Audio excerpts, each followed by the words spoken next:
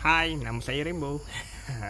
Okay, bismillahirrahmanirrahim. Assalamualaikum warahmatullahi wabarakatuh. So, baru-baru ni aku ada nampak asap nyamuk ni dekat TikTok. Ni nyamuk pun dah banyak dah dekat aku ni. Aku nak try bakar ni. Aku beli 6, percuma 6. So, hari ni aku bawa 6 je. Lagi 6 aku simpan. So, kita akan cuba bakar. Adakah ia betul-betul berkesan? Nyamuk ni geram. Biar aku tengok. Kita bakar atas dia dulu kata dia. Aku pun tak tahu bakar yang mana. Lepas tu kata kalau dah bakar boleh campak je. Kita bakar dulu. Okay, dah bakar. Lepas tu apa jadi? Dia meletup ke? Asap dia. Mandoi. Tak ke mana? Tak ke mana?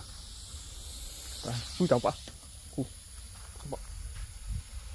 Asap dia. Gila lah asap dia. Berapa lama dia hidup? Macam tu je. Tapi panas ke bukan? Sekejap je. Tapi asap dia banyak yang tu lah. Dia kata memang terus mati nyamuk. Tapi sebab angin dia ke belakang.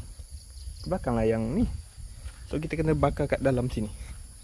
Air dari sini. Sekejap aku ambil lagi satu. Kita ambil. Kita bakar kat sini. Kat sini lah. Sini. Sini pun mungkin nyamuk banyak juga. Kita bakar kat sini. Sini pun boleh kot. Letak sini. Lepas tu kita tombangkan Kita tombangkan. Letak sini sekejap. Tombangkan. Asap dia gila. Alamak. Asapnya masalahnya keluar. Dia sekejap je. Tak boleh. Dia sekejap saja. Dia tak lama. Tapi nampaklah asap dia banyak je ni. Memang bau dia ada bau juga. Nampak. Dia pergi keliling dulu. Sebab angin ni tolak keluar. Kenapa dia tak masuk ke dalam Adakah aku kena bakar kat dalam? Kita bakar kat dalam pula. Ada panas. Panas. Panas.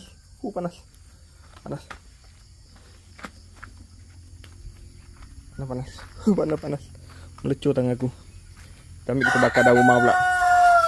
Kawan-kawan nak tengok bunyi ayam yang berkokok tu. Ni. Ayam dia. Nama dia Rainbow.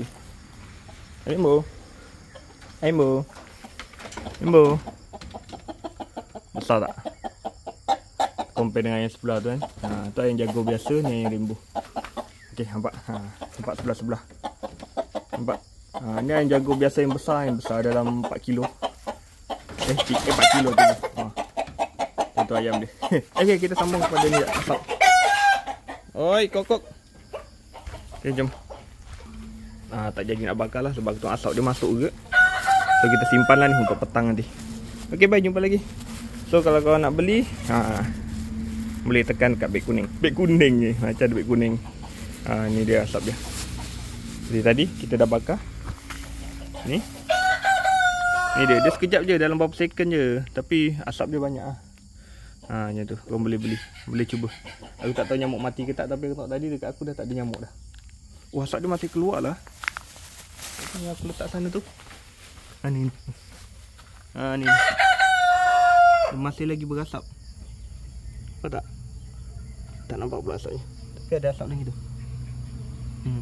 Okey kan? Okey, tu saja untuk perkongsian kali ni. Aku letak link produk. Aku tak tahu apa nama dia. Tapi asap alau nyamuk. So petang-petang dia aku akan try lagi. Okay, bye. Hai Rainbow.